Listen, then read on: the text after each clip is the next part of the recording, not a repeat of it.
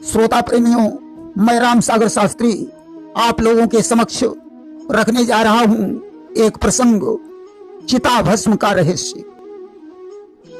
देखिए, एक कवि ने बड़ी सुंदर लाइनें लिखी हैं कि रे मन ये 2 दिन का मेला रहेगा, कायम न जग का झमेला रहेगा। संसार में आए हुए सभी प्राणियों को संसार छोड़कर जाना पड़ेगा। संसार में बड़े बड़े राजा महाराजा हुए, परंतु न कुछ लेकर आए थे न यहां से कुछ ले गए। खाली हाथों आए थे और खाली हाथों चले गए।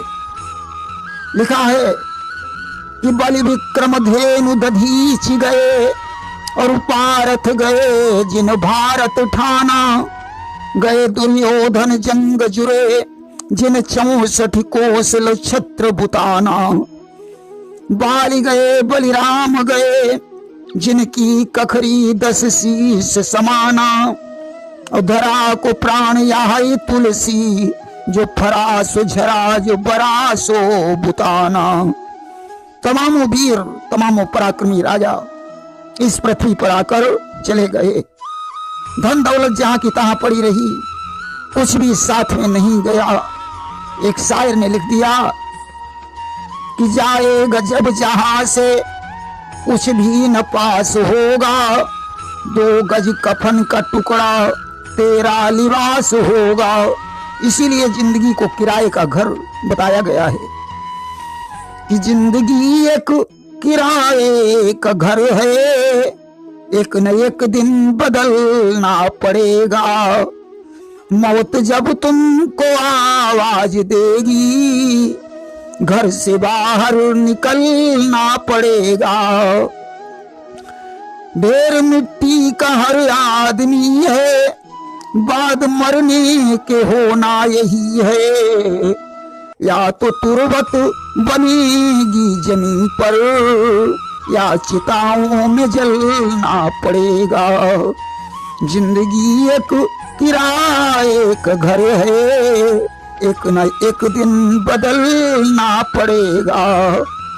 हम सभी मिट्टी के पुतले हैं और मिट्टी में ही मिल जाएंगे।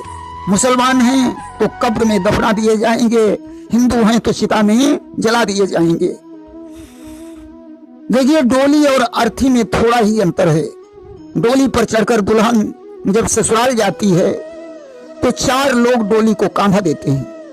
उसी प्रकार जब अर्थी को गंगा तट पर ले जाते हैं तो 4 लोग उसे भी कांधा देते हैं। देखिए, प्रत्येक जीव का असली पति परमपिता परमात्मा ही है। अंत में कौन कितना साथ देता है, ये कवि ने लिख दिया कि अर्धांगिनी बढ़ेगी तो केवल मकान तक, साथी भी साथ देंगे तो बस असमशान तक। बेटा भी हक निभाएगा तो अग्निदान तक, और इससे तो आगे भजन ही है साथी। हरि के भजन बिन अकेला रहेगा। रे मन ये 2 दिन का मेला रहेगा, कायम न जग का झमेला रहेगा।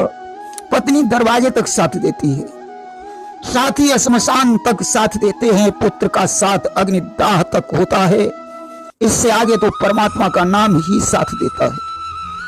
इसीलिए एक कवि ने लिख दिया कि सदा ना रहेगा जमाना किसी का, नहीं चाहिए दिल दुखाना किसी का। बुलाएगा मालिक तो जाना पड़ेगा, नहीं चल सकेगा बहाना किसी का। हमें अपने स्वार्थ में पड़कर किसी के दिल को चोट नहीं पहुंचानी चाहिए। धन का घमंड छोड़कर सभी से प्रेम करना चाहिए। संसार में अच्छा और बुरा नाम ही शेष रह जाता है। इसीलिए अच्छाई की तरफ चलना सीखो, बुराई पैदा करने से काम नहीं चलेगा। अच्छा और बुरा चाहिए हो रह जाता है नाम, इसीलिए दुनिया में नेकी कर लो राधे श्याम। नहीं तो वक्त निकलता है जमाना रंग बदलता है। एक कवि ने लिख दिया कि तेरा कौन यहाँ इस जग में जिस पर मरता है, प्यार तू किससे करता है, प्यार तू किससे करता है। तेरा यहाँ कोई नहीं है, तू अकेला ही आया था और अकेला ही जाएगा। न कुछ लेकर आया था और न कुछ लेकर जाएगा। अगर अपनी मुक्ति चाहता है तो परमात्मा का नाम जपना शुरू कर दे, अन्यथा अंत में पछताना पड़ेगा। संसार में अगर सत्य है तो परमात्मा का नाम ही सत्य है।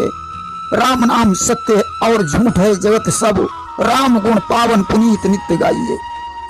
अगर अपनी मुक्ति चाहते हो तो परमात्मा का नाम जपो।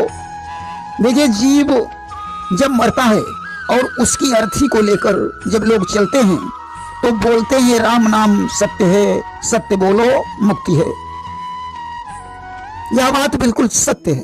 परमात्मा ही सत्य स्वरूप है, उसके नाम लेने से ही मुक्ति मिलती है।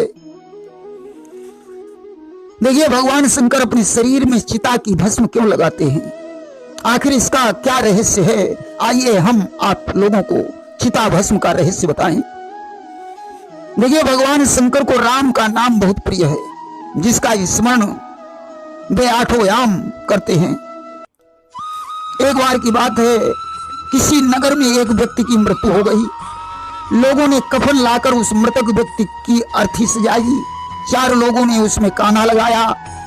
अर्थी के साथ हजारों व्यक्ति श्मशान के लिए चल पड़े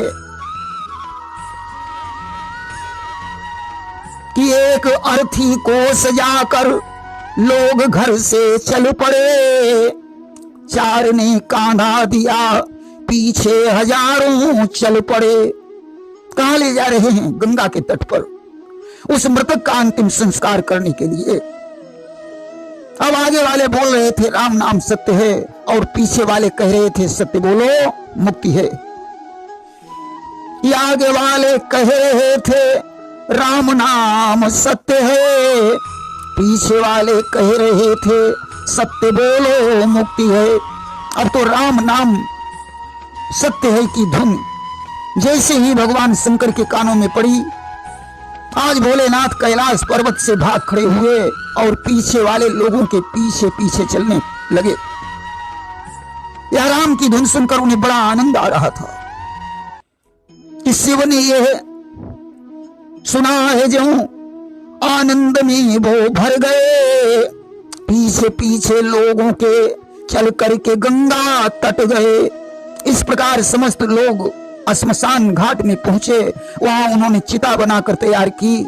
मृतक को स्नान कराकर उसे चिता पर लिखा दिया गया और उसके पुत्र ने चिता में आग लगा दी। धाए धाए करके चिता जलने लगी। सभी के देखते देखते वह मृतक व्यक्ति जलकर राख हो गया।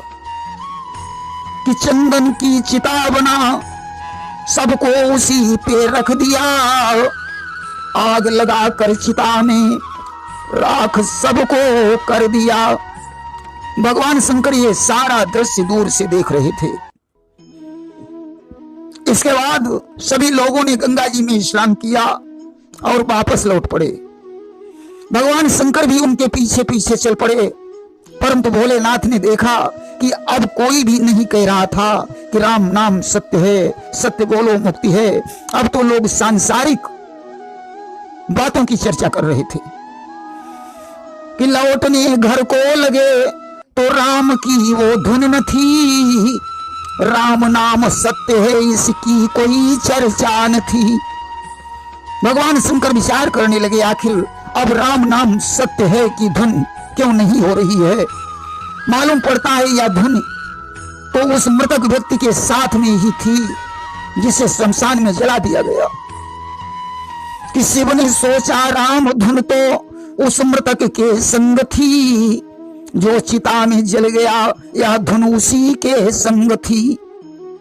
आज भोलेनाथ भाग खड़े हुए उसी चिता के पास पहुंचे जिसने वह मृतक पुरुष जलाया गया था।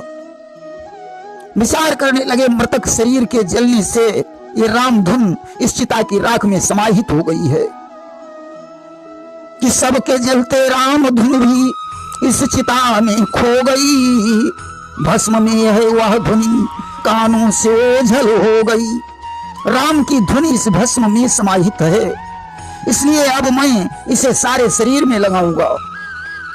इतना कहकर भगवान शंकर ने दोनों मुट्ठियों में चिता की भस्म को भर लिया और सारे शरीर में लगाने लगे कि राख उस चिता की शिव ने मुट्ठियों में भर लई, हो प्रसन्न शिव ने भस्म सारे तन में मल लई। और कहने लगे कि हे भस्म, तू ही सत्य स्वरूप है, तेरे अंदर राम का नाम समाया हुआ है। आज से तुझे मैं रोज अपने शरीर पर मला करूंगा